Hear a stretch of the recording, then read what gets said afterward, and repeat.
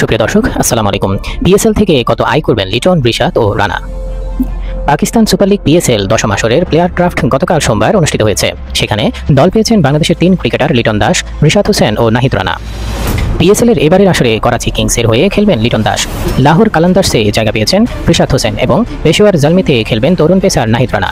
ড্রাফটে বাংলাদেশের 39 জন ক্রিকেটারের নাম উঠলেও দল পেয়েছেন কেবল এই 3 জনই। ড্রাফটের গোল্ড ক্যাটাগরিতে থাকা নাহিদ রানা এবার বাংলাদেশের ক্রিকেটারদের মধ্যে সর্বোচ্চ পারিশ্রমিক পাবেন। গোল্ড ক্যাটাগরিতে থাকা খেলোয়াড়রা $50,000 যা বাংলাদেশি মুদ্রায় প্রায় 60 লক্ষ টাকার সমপরিমাণ। লিটন দাস ও রিশাদ হোসেন ড্রাফটের সিলভার ক্যাটাগরিতে দল পেয়েছেন। এই ক্যাটাগরির খেলোয়াড়রা $25,000 যা বাংলাদেশি মুদ্রায় প্রায় 30 লাখ টাকা সমপরিমাণ।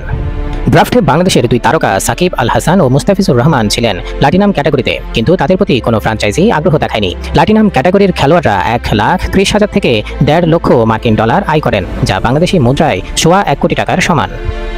ধন্যবাদ।